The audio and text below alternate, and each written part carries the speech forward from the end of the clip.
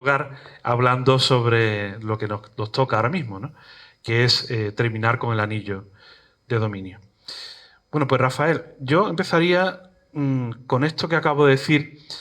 ¿Por qué has escrito el libro? ¿Tú ves que hay ahora mismo signos evidentes en la vida civil o eclesiástica que nos animen a pensar que estamos cerca?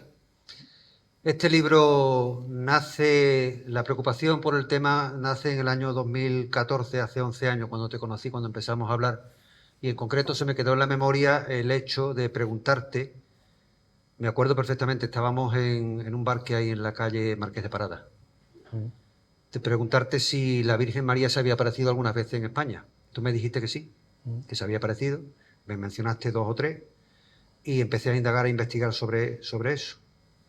A partir de ahí nace esa preocupación, porque yo antes era un ignorante absoluto sobre estas cuestiones, no me preocupaba, no tenía interés ninguno, y para mí el Apocalipsis era una especie de pandemonium de figuras incomprensibles, de monstruos, de bestias, de animales mitológicos, y no le echaba cuenta.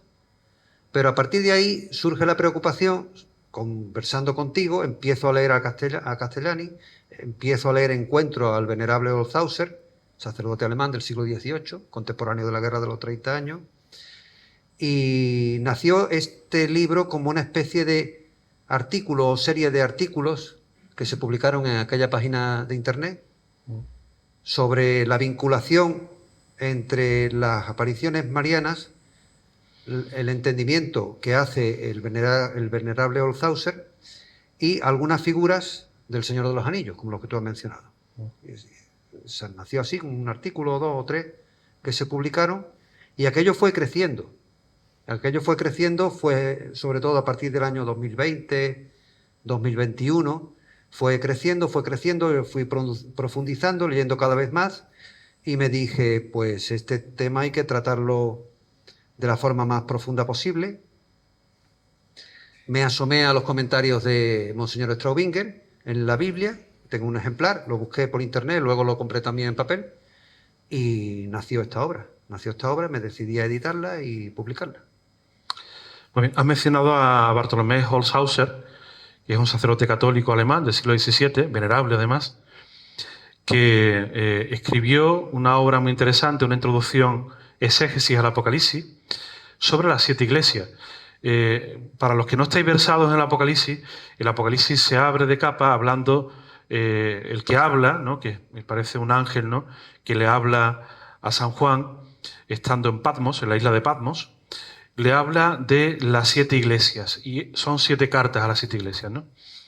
Y yo sé que a él le interesó mucho esa figura de Holzhauser porque introduce una interpretación de esas 7 iglesias como 7 etapas sucesivas de la historia de la iglesia, que tú recoges. ¿Podría resumirnos un poquito esas etapas o en qué etapa nos encontramos ahora? En mi opinión, nos encontramos en el tránsito de la quinta a la sexta edad de la Iglesia. La interpretación de que las 7 cartas a las 7 iglesias son 7 periodos históricos que se desarrollan en el tiempo y tienen un comienzo o un final, no es de Olshauser, tú lo sabes. Sí. Es un clásico casi de la patrística. La primera etapa, se puede decir que duran las primeras un muy corto periodo de tiempo, es como la parábola que describe una flecha, desde que se dispara hasta que cae. Las primeras etapas son muy cortas en el tiempo. La cumbre de esa parábola serían las edades de Tiatira, es la más larga, son 1000 años, y luego el recorrido descendente. La quinta edad, Sardis, en su tránsito a la sexta edad, según explica el venerable Olshauser, en el libro está desarrollado, coincide con la aparición de un par de personajes, del que hablaremos después más tarde si quiere, que son el Papa Santo, el último Papa romano, y el llamado por las revelaciones privadas, el Gran Monarca. En ese tránsito de la quinta a la sexta edad, entiendo yo que nos encontramos ahora. El tránsito no va a ser de un momento a otro. El tránsito puede ser años, puede ser décadas. Yo creo que nos encontramos en ese momento. Y Olshauser interpreta eso así. Castellani difiere de él. Él dice que el Gran Monarca es una figura que hay que considerar aparte, lo margina, y él entiende que estamos ya en la última etapa, o entendía que estábamos en la última etapa. La etimología de los nombres que corresponden a las 7 edades también es importante. Efectivamente. La Odisea, la última etapa, significa en griego juicio o castigo del pueblo. Mientras que la anterior, sexta edad, Filadelfia, es amor de hermanos. Entonces, si nos fijamos en el nombre de cada una de las cartas, su correspondencia con las 7 edades, también el nombre te da una pista del significado de esa etapa histórica. Esmirna, la segunda edad, los mártires, es derramamiento, lo que significa en griego. Y así cada una de las 7 edades corresponden a un nombre específico que yo creo que está inspirado claramente por el Espíritu Santo. Claro. De hecho, Sardes significa escoba, ¿no? Si ahora mismo estamos en la quinta etapa, estamos en la escurridura final, ¿no? Antes del barrido final, ¿no? Es verdad que Rafael pone ahí Filadelfia como una especie de restauración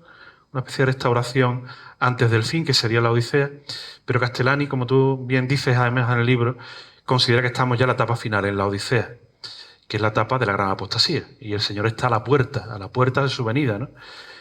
Pero sí, ¿podrías decir algunos signos que tú pudieras ver ahora mismo en la historia actual que te inviten a pensar que estamos en Sardes? Sardes es una etapa bastante larga. El venerable Olshauser considera que comienza con la Reforma Protestante, 1517, que es la fecha en que Lutero proclama sus tesis. Claro, llega hasta nuestros días. Estamos hablando de un periodo de 500 años, 600 años. Castellani difiere de Olshauser. Él dice que no se produce esa transición a la Odisea mediante una restauración previa de la cristiandad. Él considera que no. Y Castellani entiende que las figuras del Papa Santo, el último Papa romano, o Petrus Romanus, como se dice en las profecías de San Malaquías, y el gran monarca, son figuras legendarias.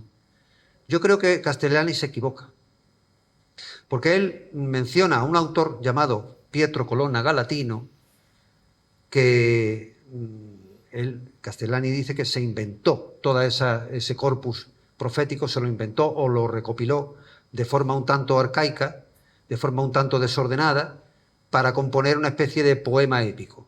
No es cierto. Pietro Colonna Galatino no es cierto, esa figura, ese personaje existe, pertenece a una de las familias romanas más importantes a lo largo de la historia, vinculada con el papado, con el cardenalato y con los centros de poder financiero de Florencia y de Roma. Y él no se inventó nada. Él recopila las profecías del gran monarca que hunden sus raíces en el siglo V y VI. Lo que pasa es que él se lo atribuye a sí mismo. Él creía que él era el llamado a ser el Papa Santo y que el gran monarca sería el emperador Carlos V, que era el que reinaba en aquel momento. Con lo cual se produce esa identificación, Castellani lo interpreta mal y él considera que lo que ha hecho es inventarse esas dos figuras. No es así. No es así. He podido investigar un poco, no he llegado a conseguir leer la obra de Pietro Colonna, pero sí he podido investigarla, estudios acerca del mismo, y he comprobado que él lo que hace es una identificación de su persona con esa figura apocalíptica y de Carlos V con el gran monarca. Así que me atrevo, entre comillas, a corregir a nuestro querido Castellani. El padre Castellani, para los que no le conozcáis, es un sacerdote argentino que vivió en el siglo XX, muy perseguido, desde dentro incluso de la iglesia, de los jesuitas. Sabéis desgraciadamente que los jesuitas tuvieron una deriva también modernista y los jesuitas que se mantuvieron firmes pues fueron muy perseguidos. Y además, como persona perseguida, como maldito dentro de la iglesia, tenía ese sello de la santidad, ¿no? O sea, todos los santos han pasado por una prueba de persecución interna. Santa Teresa de Jesús, San Juan de la Cruz, los grandes santos siempre han tenido, Santa Faustina Kowalska, etc., ¿no? Entonces, efectivamente, el padre Castellani ha escrito unos libros magníficos de interpretación del Apocalipsis, pero yo puedo comprobar también, como Rafael, que las profecías sobre la venida de un gran monarca existen desde mucho antes. Incluso Buch de Millas, el gran ermitaño francés de la zona, además de los Pirineos, hablaba de la restauración por un monarca español, descendiente de familia francesa, portuguesa, y hay profecías también en Italia, en Francia. Es decir, que cuando las profecías son muchas, quiere decir que son auténticas. Cuando hay una, pues pueden ser efectivamente una extrapolación, ¿no?, de un comentario. Hay una parte del libro que a mí me ha gustado mucho, a la que tú llamas la Magna Quaestio. La Magna Quaestio. ¿Qué es la Magna Quaestio, Rafael? O la cuestión importante. Esa expresión no es mía, no es mía original, es de Agustín Aranda, que tú lo conoces también. Sí, sí. Esto puede escandalizar a algunas de las personas que se encuentran aquí, porque quizá no lo sepan, o no sepan cómo pensamos algunos al respecto. La Magna Quaestio es sencillamente si la renuncia de Benedicto XVI fue válida o no. ¿Se ajusta o no al derecho canónico o no se ajusta? Esa es la Magna Quaestio. A lo largo de los años de su reinado, a partir de 2013 después, pues fue puesta en cuestión por algunos investigadores, Andrea Chionchi, el padre Vegara Cerezo, Suárez Falcó, que prologa el libro, Suárez Falcó, que es amigo nuestro. Sí, estoy acordándome de José María, ¿cómo se llamaba? Fortea, no. Sánchez de Toca, no. Sí. En fin, hay una serie de personajes que investigaron jurídicamente la cuestión. El más importante de todos, me parece a mí, Andrea Chionchi. Sí. Porque incluso llegó a presentar una demanda de nulidad de la declaración de renuncia de Benedicto XVI. En el Vaticano. Entonces, la cuestión, la Magna Quaestio, la gran cuestión, expresión feliz que no es mía, sino de Agustín Aranda, es investigar y determinar si la renuncia de Benedicto XVI fue válida o no conforme al derecho canónico. Lo que trae como consecuencia jurídica canónica si el pontificado de Francisco es válido o inválido. Esa es la gran cuestión, no dilucidada en su momento. Y no es un tema menor, porque si ese pontificado era nulo, quiere decir que estamos también en las proximidades de la gran apostasía de la Iglesia. Porque claro, cuando el Papa es válido, tiene, por así decirlo, la gracia de Estado, como tú sabes, y tiene la promesa de la indefectibilidad, es decir, que no va a cometer herejía pública. Entonces, es uno de los hitos que creo que nos hacen pensar a los dos y a otros muchos que estamos cerca de los acontecimientos finales. Claro, ese cerca, ¿cuánto puede durar ese cerca? Ese cerca puede ser más o menos tiempo, depende de cómo se desarrollen. Tú sabes que yo no soy muy dado a concretar fechas. Aquí me atrevo a hacer una conjetura en la obra, pero no soy muy dado, ni siquiera me fío de mis propias conjeturas en ese tema. Yo me centro en los hechos. Muy bien. Yo me centro en los hechos y en las consecuencias que se pueden derivar de esos hechos.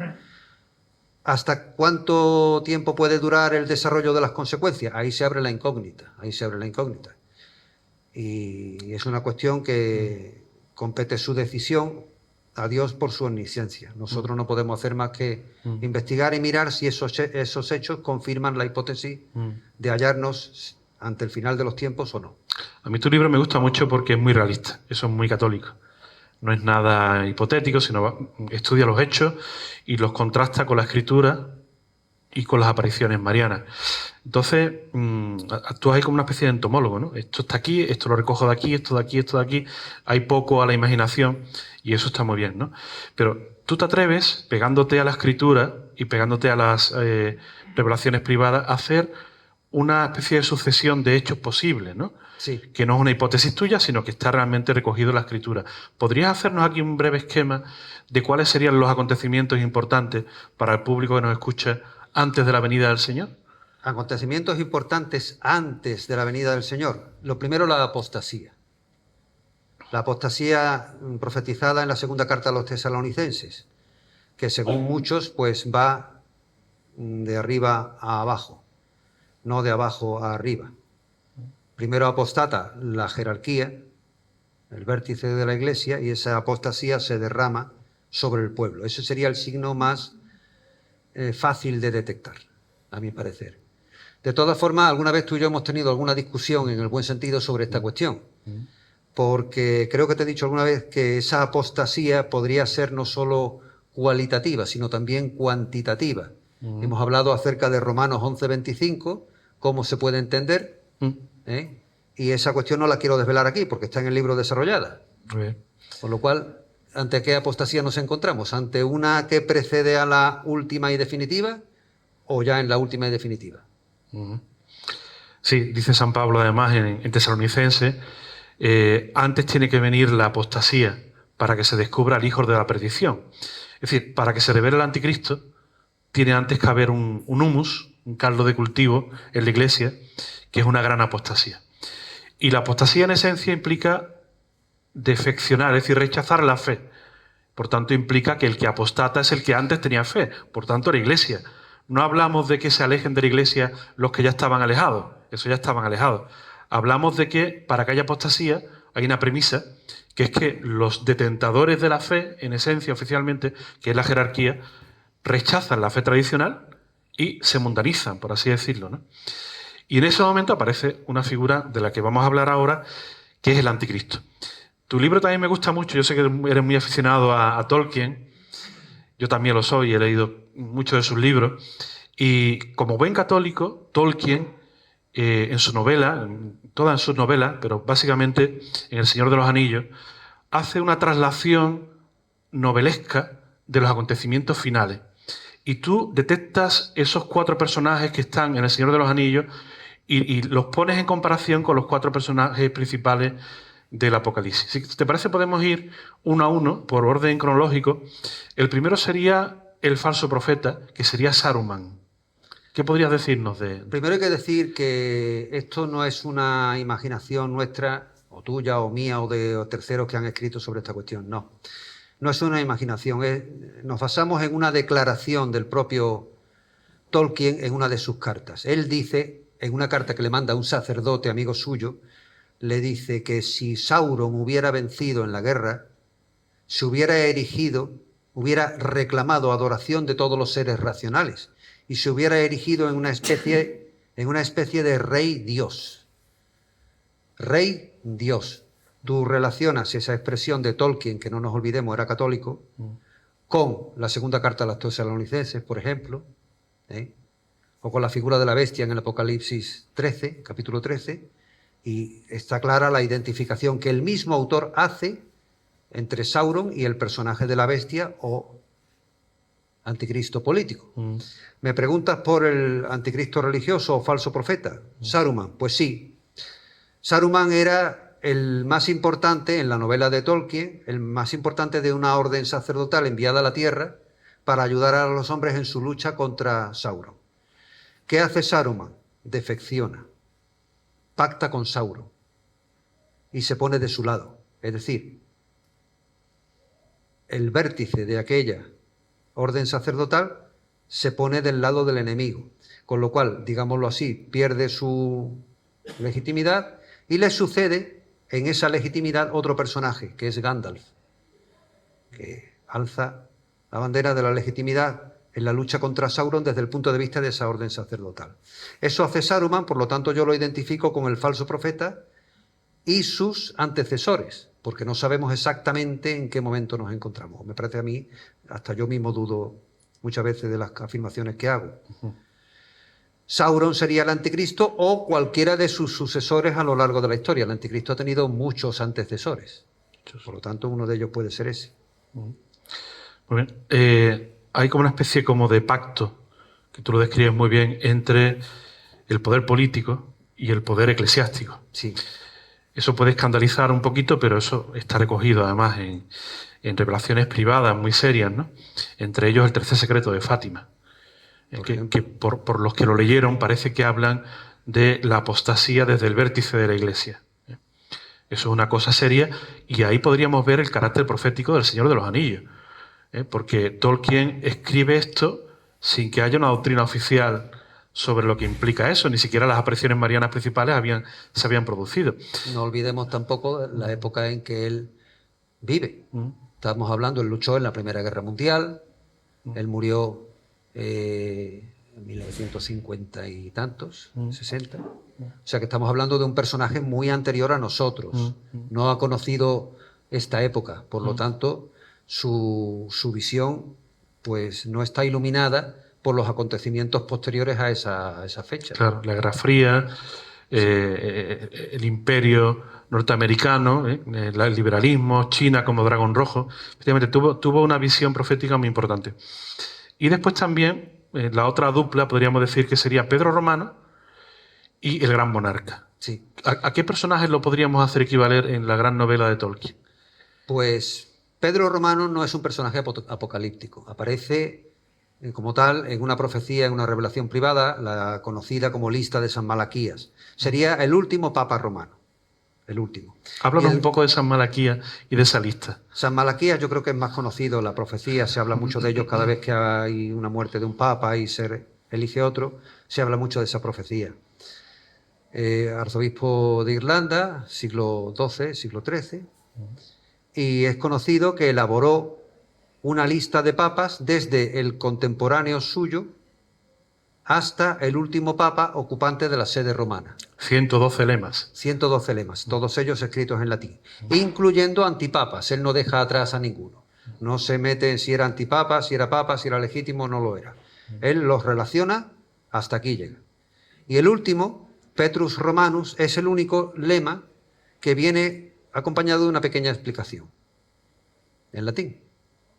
Los anteriores es el lema a palo seco, dos nombres, a Benedicto XVI le corresponde Gloria Olivae, y así atrás en el tiempo.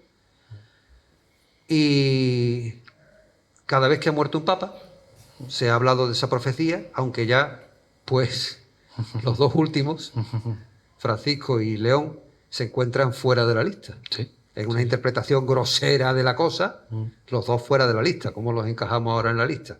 Pues yo he intentado quebrarme un poco la cabeza, no para encajarlos, sino para salvar, si es posible, la profecía de San Malaquías y qué sentido puede tener todavía, que para mí lo tiene, pero no lo voy a desvelar.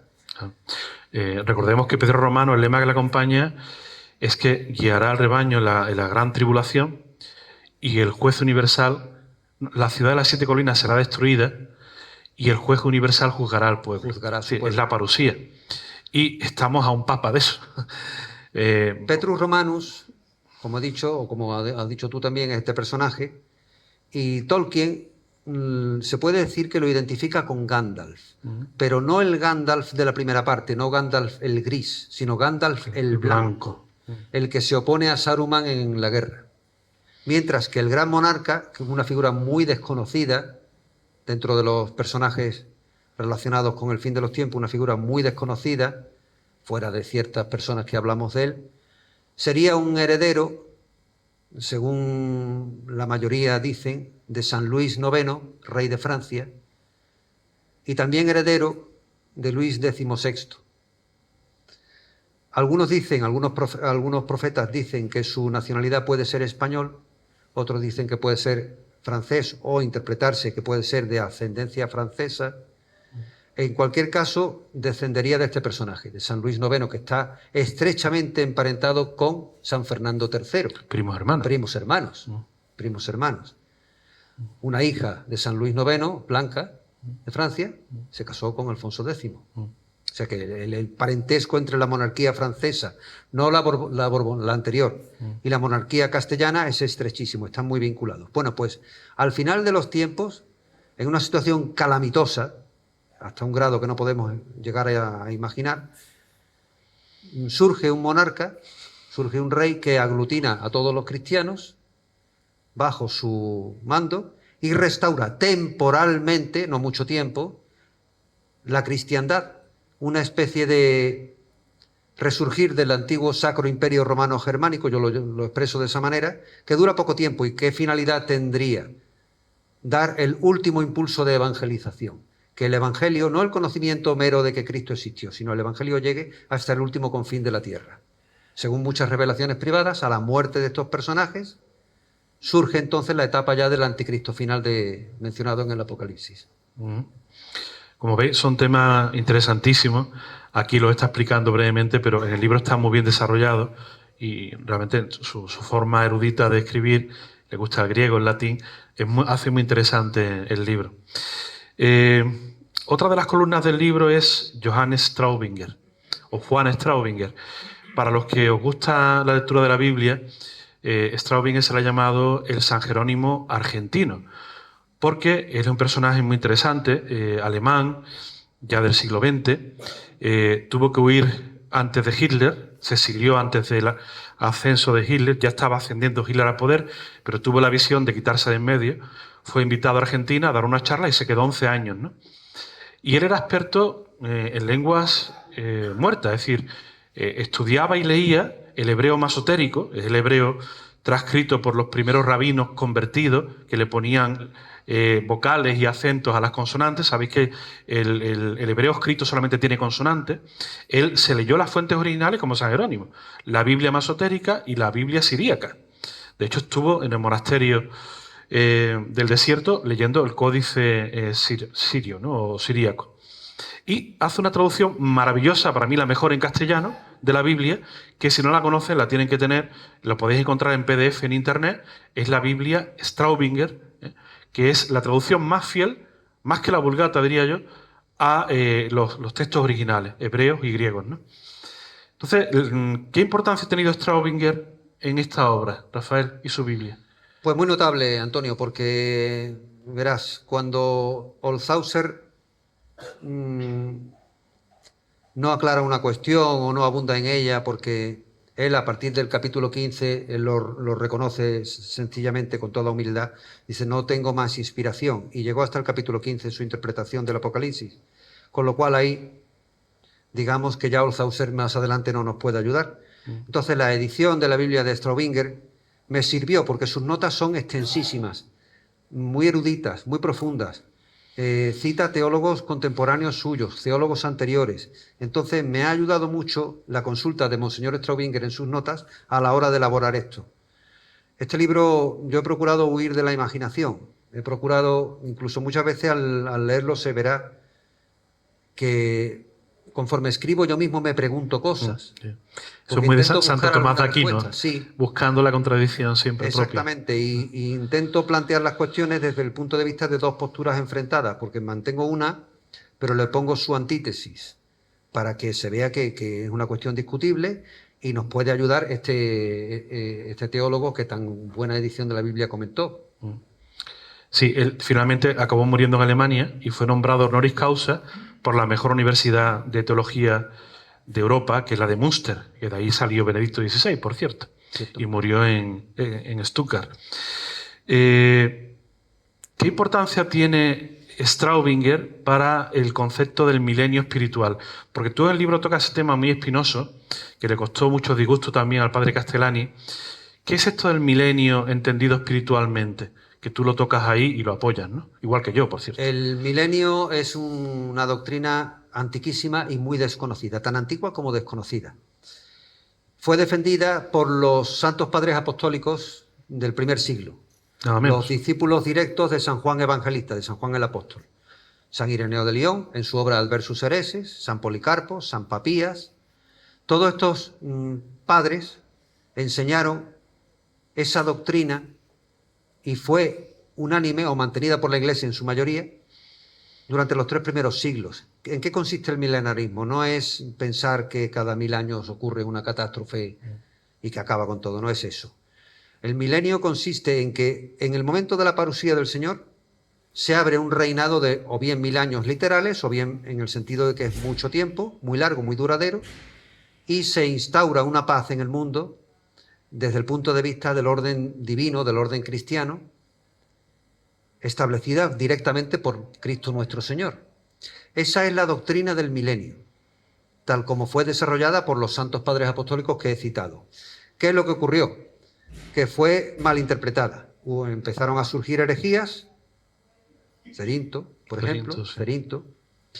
Eran judíos conversos, pero ellos que entendían judaizaban. que los santos, los seguidores de Cristo, por sus privaciones, sus martirios, sus sufrimientos, tenían derecho durante el reinado de Cristo a una especie de goce sensual, con grandes banquetes, mujeres, que más o menos es el paraíso que tienen los musulmanes en su imaginación. Con las huríes. Eso es. Entonces, esa herejía, que es el llamado milenarismo carnal o craso, asustó a uno de los grandes doctores de la Iglesia contemporáneos de aquel momento, San Agustín y San Jerónimo. Entonces San Jerónimo, San Agustín, puestos de acuerdo, dijeron, vamos aquí a frenar esta herejía, vamos a abandonar la doctrina del milenarismo patrístico, vamos a darle una interpretación alegórica a toda esa doctrina para frenar ese milenarismo carnal o craso que está corrompiendo la fe. Y por esa razón fue preterido y olvidado por falta de predicación y por su interpretación en sentido alegórico. Pero no se abandonó nunca. De hecho, no fue condenada. incluso Pío XII animó a su estudio. ¿Y dónde está la dificultad? Pues en un par de decretos de los años 1941 y 1944, en el que se cuestiona no que Cristo no vaya a reinar después de su parusía en la tierra, sino cómo ha de ser ese reinado. Dijeron primero corporalmente, Corporaliter. tuvieron que corregirlo y dijeron visiblemente. ¿Por qué lo corrigieron?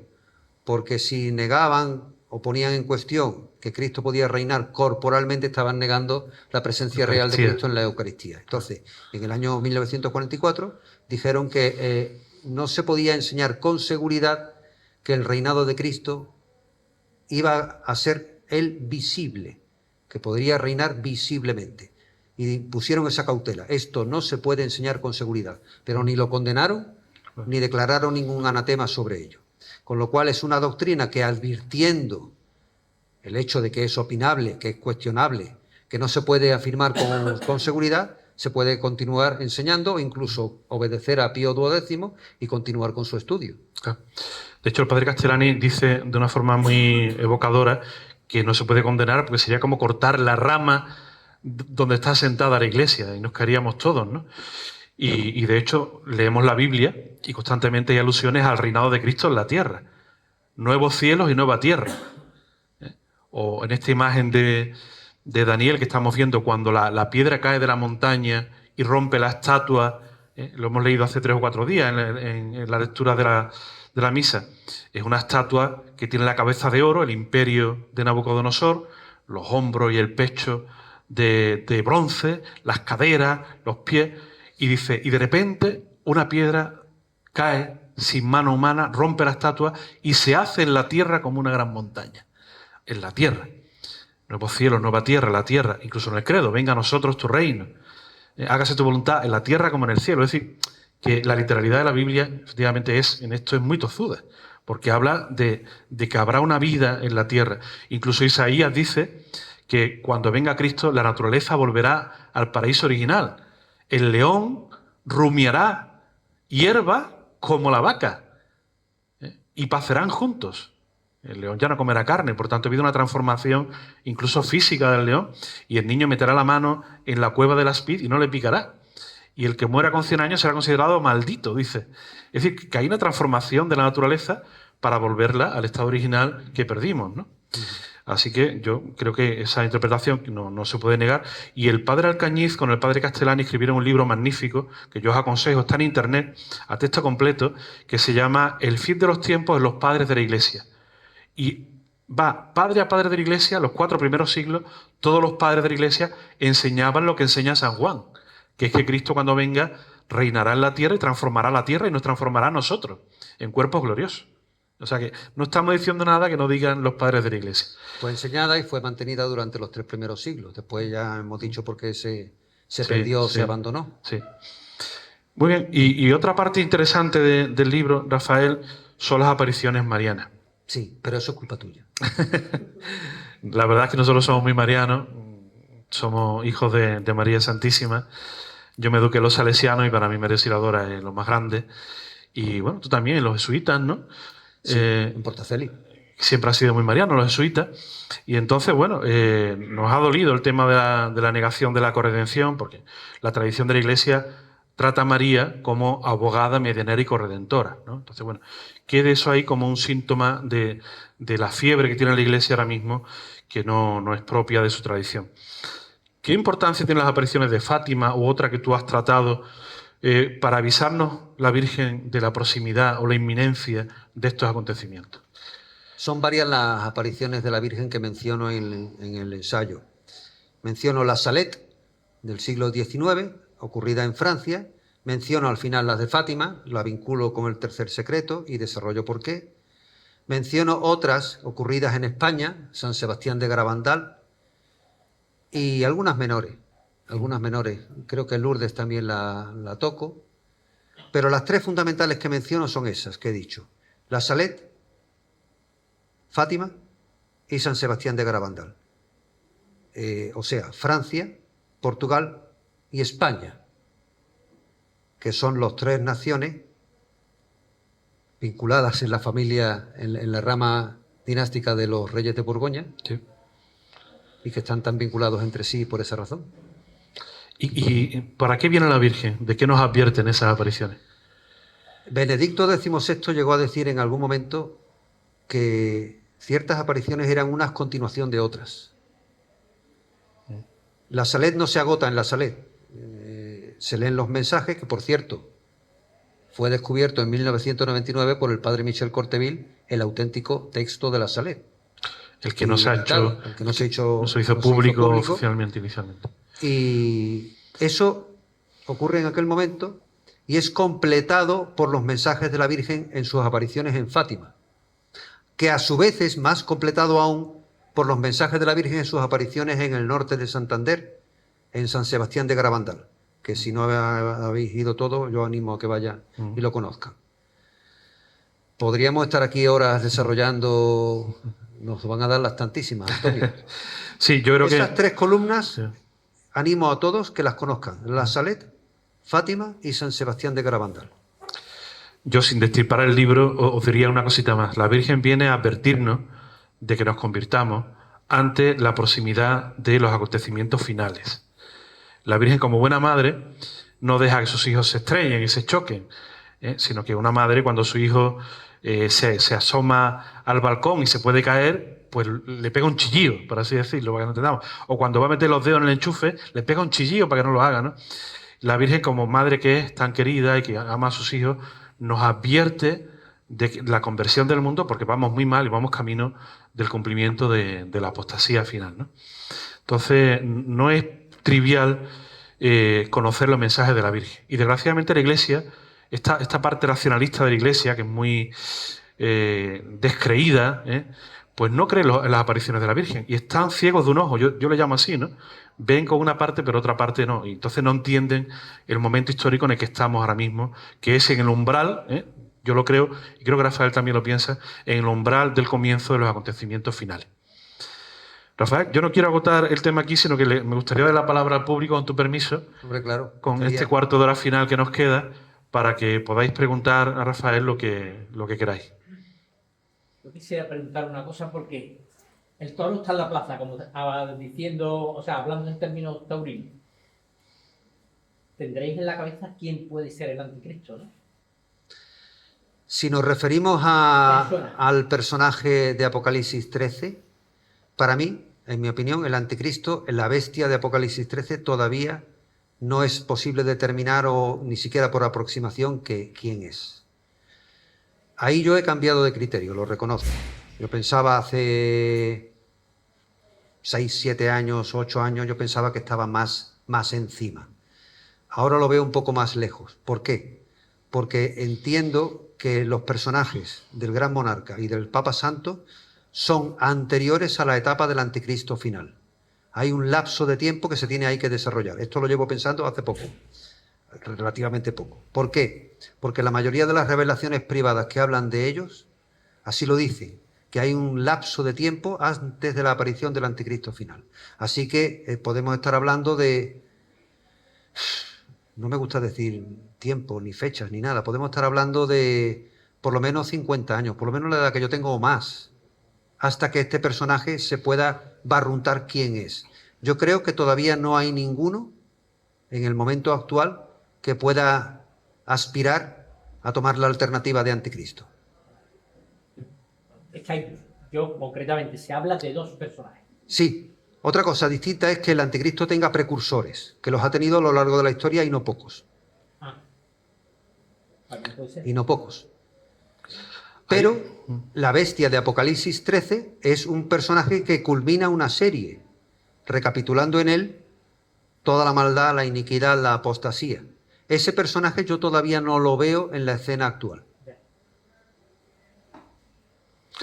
Esa interpretación de Rafael, yo tengo otra un poco distinta. Yo en particular sí creo que estamos más cerca. ¿Y por qué lo digo? Pues porque hay una anécdota del Padre Pío, no sé si la conocéis. Se le acercaron al Padre Pío una serie de padres con niños y le preguntaron: Padre Pío, ¿yo veré la venida del Señor? Y le dijo, se quedó muy serio, eso ahora mejor tú no lo conocías, Rafael, y dijo: usted no, pero sus hijos sí. y los niños habían nacido en 1952, los que había allí. En fin, el Padre Pío es una figura importante, no hablamos de un cualquiera, tenía trato diario con el Señor y con la Virgen. Y yo en particular sí creo que nos encontramos ya en la etapa cercana de la apostasía final y que esa apostasía final exige una cabeza.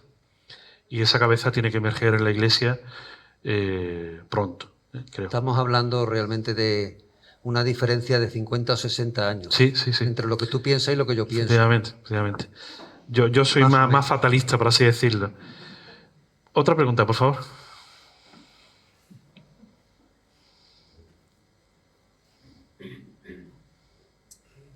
Habéis planteado un punto, no sé si puede ser interesante, el hecho de la promesa de la Virgen,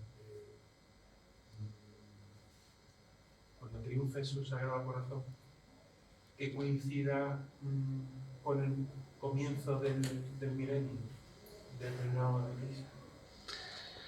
Eso es difícil, una cuestión difícil de responder, porque a veces la terminología en las apariciones marianas cambia, en el sentido de que el triunfo del Inmaculado Corazón de María es una expresión muy de Fátima, muy propio de las apariciones de Fátima. En otras apariciones se llama de otra manera. Incluso alguna persona en particular le ha dado a su vez otro nombre distinto.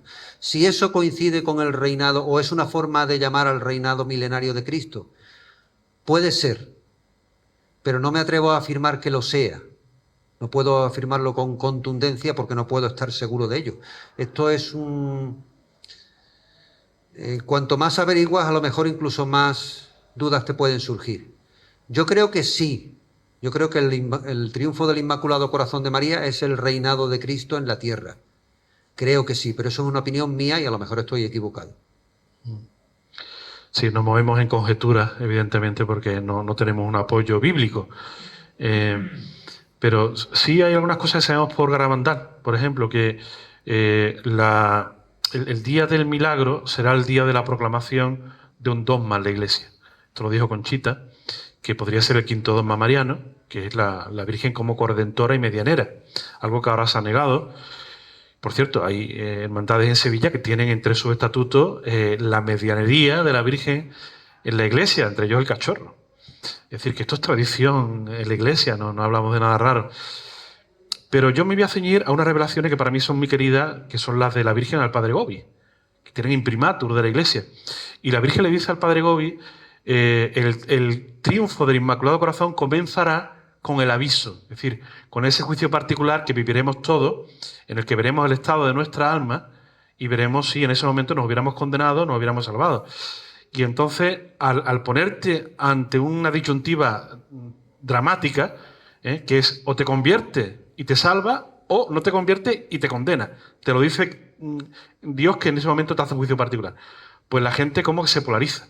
Se hacen muy santos los que se quieren convertir y se quedan poseídos los que dicen que no. Los santos ya empiezan a vivir ese resto fiel del que hablan los profetas y la Biblia, ¿no? Y el triunfo, dice la Virgen también en el libro azul del Padre Gobi, el triunfo del Inmaculado Corazón se produce con la venida del Señor. Es decir, no hay un triunfo del Inmaculado Corazón sin parusía.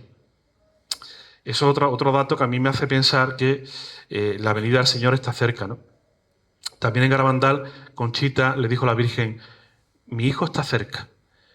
Y en otras apariciones, que esas las comentamos hace años, pero no hace tiempo que no lo hacemos, aprobadas por Ratzinger, cuando era Doctrina de la Fe, la de Quivejo, en Ruanda, aprobadas por Doctrina de la Fe, le dice la Virgen a una de las videntes, os estoy preparando para la venida de mi hijo. O sea que hay apariciones que esto lo constatan, ¿no? No sabemos el día y la hora, evidentemente, como dice Rafael, pero no debe estar lejos, claro. Pero ten en cuenta cómo termina el Apocalipsis. Vengo pronto. Sí. El pronto para Dios, efectivamente, claro, no tiene nada que ver con nosotros. Estoy de acuerdo. Vengo pronto. Lleva 2000 años diciendo vengo pronto. Sí. Y como decía San Pablo, un día para Dios son 1000 años para los hombres. Sí. Entonces, claro, para Dios 2000 años son 2 días. Y tiene que ver con su resurrección al tercer día. 2 días y poco. Recordad que Cristo no estuvo 3 días en el sepulcro, estuvo una tarde, un día entero, que para los judíos ya son 2 días, porque los judíos empiezan a contar desde la caída del sol, es decir, la tarde del viernes ya es un día, el sábado es un segundo día y la tarde del sábado hacia el domingo es un tercer día, en el cómputo judío. Pero en el cómputo gregoriano, podríamos decir, fueron 3 días. Fueron 2 días, perdón. Entonces, a lo mejor esto también es una pista.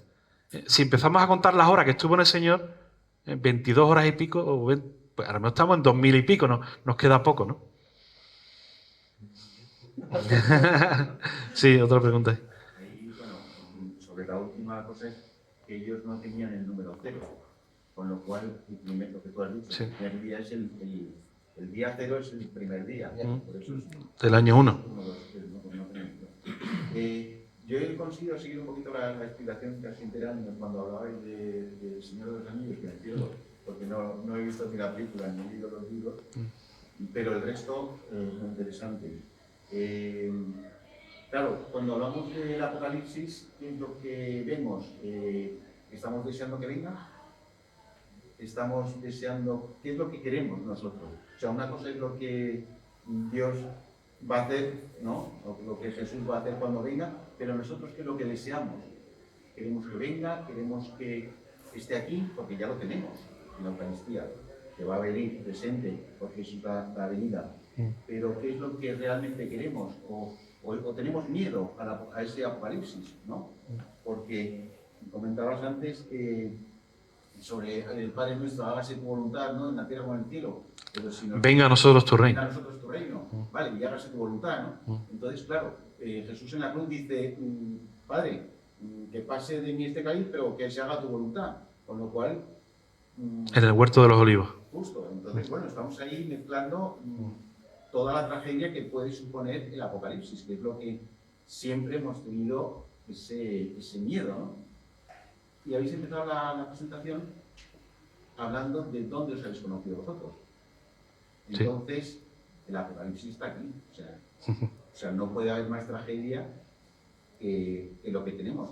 Incluso también has hablado de los nazis, ¿no? De Hitler y todo esto. Ellos por lo menos se llevaban a los judíos fuera de la ciudad. Nosotros los tenemos dentro de la ciudad. O sea, los laboratorios, ¿no? O sea, donde os habéis conocido. Sí. Con lo cual, incluso ellos eran más civilizados que nosotros. Rafael. Luego tenemos aquí el apocalipsis ya reflejado en cómo en una sociedad donde los padres matan a los hijos y la eutanasia es los hijos matan a los padres, que decía el padre Pío, tus hijos lo verán. La pregunta que hace usted yo creo que tiene 2 puntos. Uno es si deseamos o no la venida del Señor, entiendo. Y la segunda cuestión es si tenemos miedo o no de la venida del Señor. Yo creo que de alguna manera, no respondo por mí en particular ni por usted, suponiendo lo que usted piensa. En general, yo creo que ocurren las 2 cosas. La venida del Señor la deseamos. Pero también sabemos que esa venida, esa segunda venida, su parusía, vendrá precedida de terribles acontecimientos. A lo que tenemos miedo es a eso. Siempre es lo mismo, es decir, el Señor pasó la pasión, que antecede a la resurrección.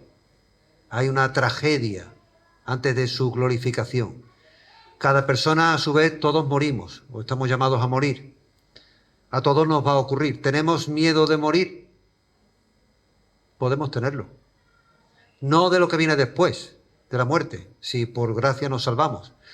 Pero de la muerte, de la enfermedad, del dolor, de eso sí tenemos miedo todos. Y quien diga lo contrario, me parece a mí que... Con lo cual, ambas cosas se dan. Lo que pasa es que sabemos que tenemos que pasar por una para llegar a la otra. El padre Castellani decía que merecía la pena llegar a ver el reino de Cristo en la tierra, aunque hubiera que pasar por una gran angostura, por una gran estrechez antes.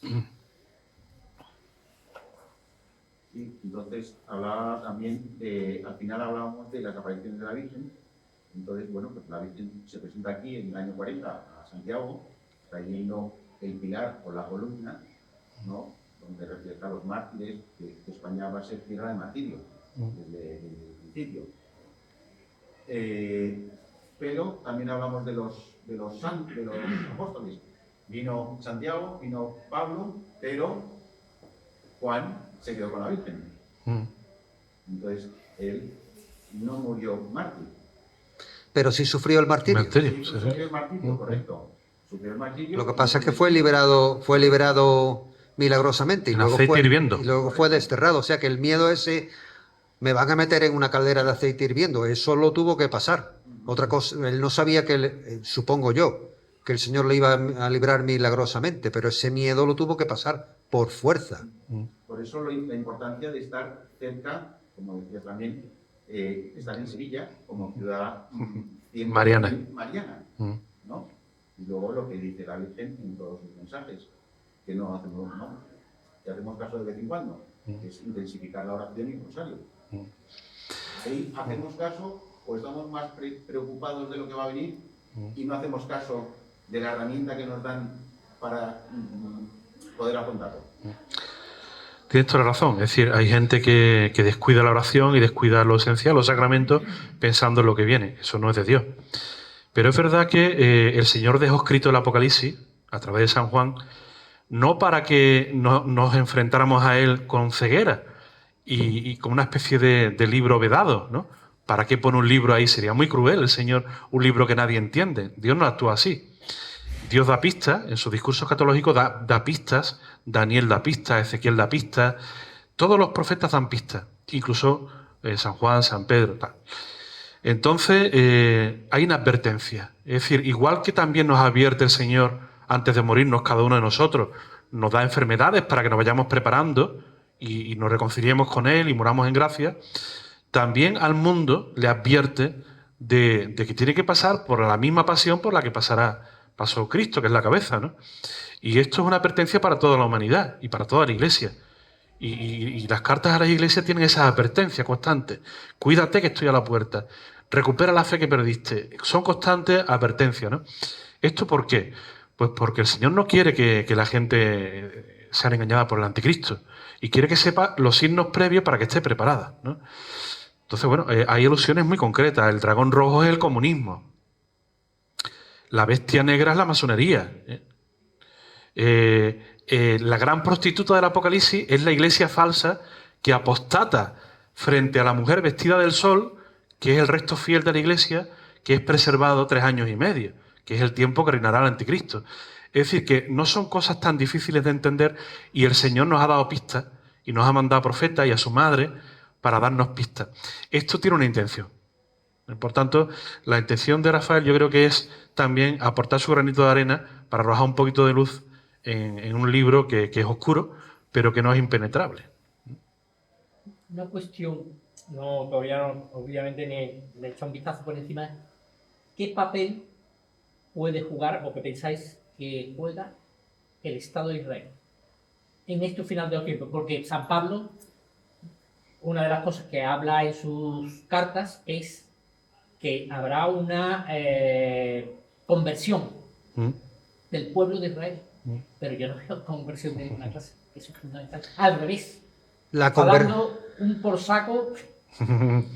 A ver, sí, así. Esa cuestión que plantea usted es espinosa, pero yo me voy a atrever a responder. Venga. A ver, el Estado de Israel, o mejor dicho, el pueblo de Israel, hay que distinguir en la esfera política de la esfera, digamos, bíblica. El Estado de Israel no tiene que ver con el Israel bíblico. Coincide que es la misma tierra pero el Estado de Israel es una creación moderna que nace en el año 1948 con una finalidad de tipo político. Y no significa la restauración del Israel bíblico. Está profetizado no solo en los profetas mayores y menores, sino en el Apocalipsis con toda claridad, que el pueblo de Israel no se convierte, el pueblo, no digo el Estado, no se convierte hasta la mismísima parusía. Y serán los primeros engañados por el anticristo. Y lo proclamarán como Mesías. Pero estoy hablando del pueblo de Israel. No estoy hablando del Estado de Israel, que es una creación política moderna y que coincide el hecho de que está allí y lleva el mismo nombre. Ya está. Completamente de acuerdo con Rafael. De hecho, San Pablo le llama Israel al pueblo católico. Nosotros somos la nueva Israel. Eso es otra cuestión. Israel, nos ponemos en el Antiguo Testamento, es la nación santa, el pueblo elegido por Dios. ¿Por qué razón? Porque en su seno como pueblo iba a nacer el Mesías. Pero una vez nace el Mesías, se produce la redención, las puertas del pueblo de Israel se abren a toda raza, a toda lengua, a toda nación, con lo cual puede entrar en el nuevo Israel, que es la Iglesia, todo el que se bautice. En el libro hago mención a un pasaje, Romanos capítulo 11, 25, que es muy interesante. El mismo San Pablo dice: no quiero que olvidéis este misterio. El endurecimiento del corazón ha sobrevenido a Israel hasta el final. Y entrará la plenitud de los gentiles en la Iglesia, entrará la plenitud de los gentiles antes que Israel se convierta. Por esa razón yo creo, ahí discrepo de Antonio, que todavía hay un tiempo intermedio en el que se tiene que producir esa conversión de la plenitud de los gentiles antes de que el anticristo del capítulo 13 del Apocalipsis aparezca en este mundo. Me apoyo en el análisis filológico del texto, por el verbo que utiliza San Pablo, en latín, en la traducción de la Vulgata y en el griego original. No habla de que se predique, habla de entrar, eiselce, utiliza en el griego. Eiselce es el aoristo de eiserchomai, que significa entrar en el alma, entrar dentro.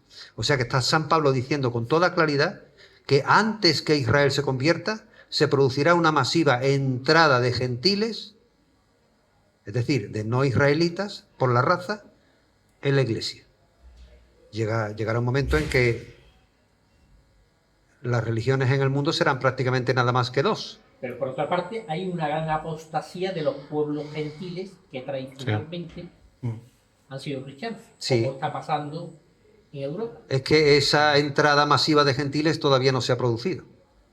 Tiene que producirse. En África, por ejemplo, ahora mismo hay una expansión tremendísima y milagrosa del cristianismo en Centroáfrica. A pesar del martirio, a pesar de que todo Occidente está haciendo, o sea, no les importa nada, ¿no?, las masacres que se están produciendo. Sin embargo, es decir, que yo veo que hay cosas contradictorias, ¿sabes?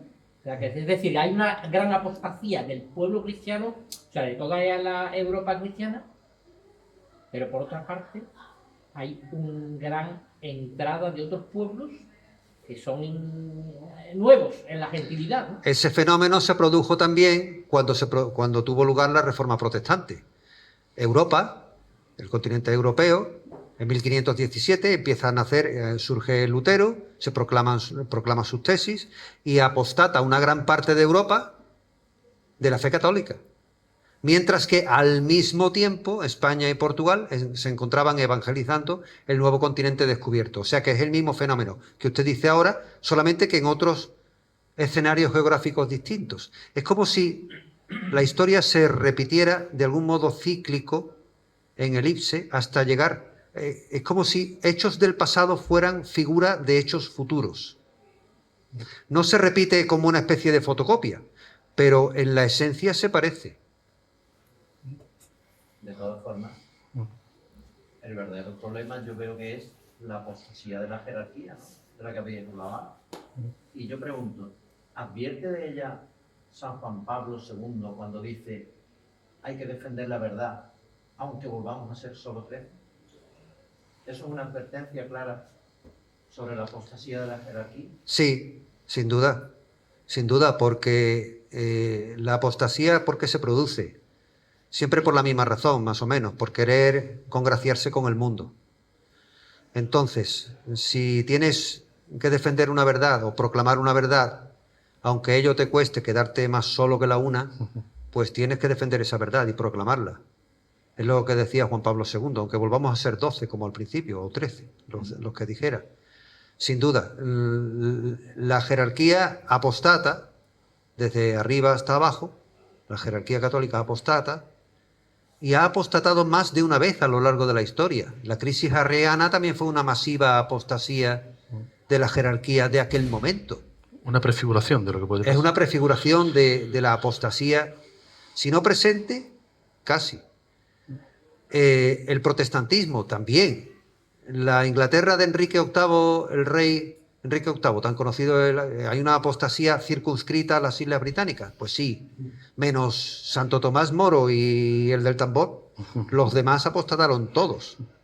Entonces esto, como digo, se produce en la historia de manera limitada en la geografía o en el tiempo, como prefiguración de acontecimientos futuros que serán masivos, pero de arriba a abajo, porque lo que coinciden la mayoría de los intérpretes es que el falso profeta será un papa.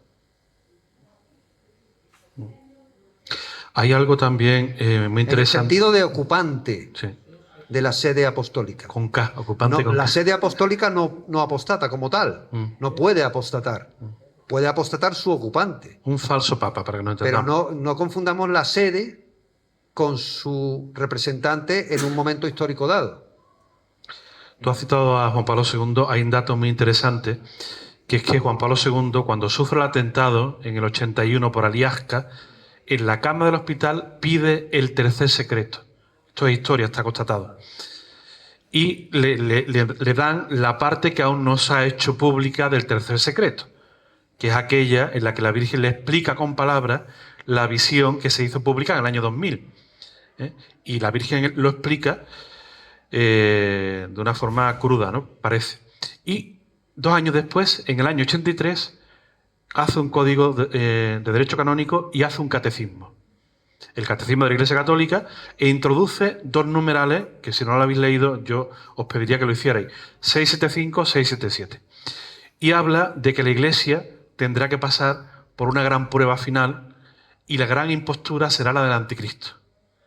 O sea que él tiene conocimiento del tercer secreto. Ahí se habla de que habrá un falso papa que apostatará y hará que todos apostaten, y hará que sigan al anticristo. Y eso en un párrafo que está construido maravillosamente, y ahí se ve la pluma de Ratzinger. En un párrafo resume las apariciones de Akita, las de Fátima, las de Garabandal. La Iglesia no triunfará en el mundo como la gente espera. Tiene que pasar por la gran pasión que pasó a la cabeza, que es Cristo. Y dice, y la gran impostura final será la del anticristo. Un hombre que se hará llamar Mesías y será adorar en el templo como si fuera Dios. Y engañará a muchos. Eso es ni más ni menos. El tercer secreto de Fátima, es Akita, es Garabandal, y se atrevió a ponerlo por escrito. O sea que tenemos que tener en cuenta que Juan Pablo II avisó y sabía de la cercanía de esto. Eso lo has representado también en ese cuadro que tienes en la Catedral de Muro. Sí. ¿Lo has incluido en el...? No. Como ilustración no, y no he hecho mención a esa... Eso fue... Claro, lo conoce. Eso fue una ocurrencia en aquel momento, en 2015, cuando pinté aquello.